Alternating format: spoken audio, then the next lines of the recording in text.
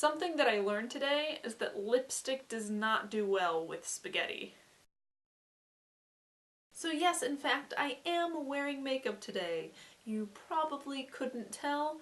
That's why I'm informing you, because it's relevant to the rest of this story. I don't normally wear makeup due to the fact that I had a slightly traumatizing incident when I was about 4, but that's for another time. But I have recently been trying to get into makeup more. I've been really inspired by the 1920s flapper look, courtesy of Miss Fisher's Murder Mysteries. In case you don't know about Miss Fisher's Murder Mysteries, it is an Australian television show which you can currently stream all 3 seasons on Netflix. So I really like this show. It's really lighthearted and fun, even though it's dealing with murder.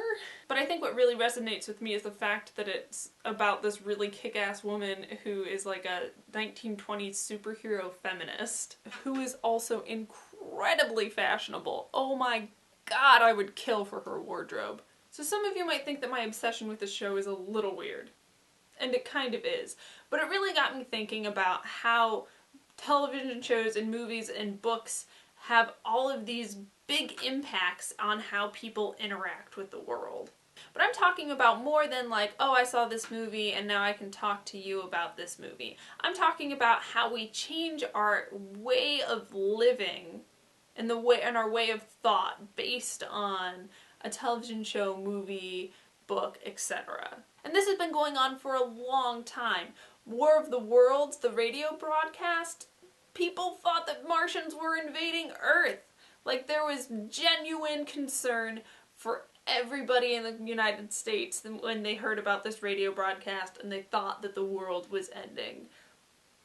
Like, that's nuts. And well, that was a temporary thing where they thought that the world was being invaded and they then quickly figured out that it wasn't, but that changed how people prefaced radio shows and how they interacted with the radio and the belief of what they were hearing on the radio when they just turned it on. Another big mass hysteria is the summer that Jaws came out. People were refusing to swim in the oceans because they were afraid of being eaten by sharks.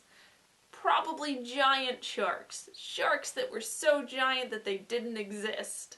And that lasted for years. I'm sure that there are even still some people who refuse to go swimming in the ocean because they're afraid of being eaten more or less by Jaws. And then there's the birds. I mean, to this day, when I see a giant flock of birds, I'm like, holy crap, it would be really terrifying if they just started attacking people. And I know they probably won't start organizing and attacking people, but that's now something I think of every time I see a giant flock of birds. And I love that this kind of culture can change how we think on a daily basis in small, minute ways or bigger ways, and like deciding how we're going to cut our hair or how we're going to wear makeup or if we're going to wear makeup. And I don't know.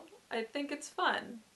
Because I mean, if I ever think I'm being haunted by a ghost, I'm definitely going to put salt in a circle and stand in the middle of it. I'm sure that there's been something in your life that you've watched or read that has changed how you interact with the world, and you've realized that it's changed, and I want to know what that is. So leave a comment below, because interaction is important, guys!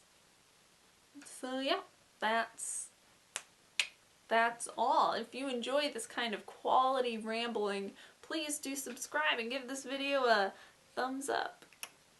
I recognize that that was weird and creepy, but I don't feel like reshooting it because I'm lazy.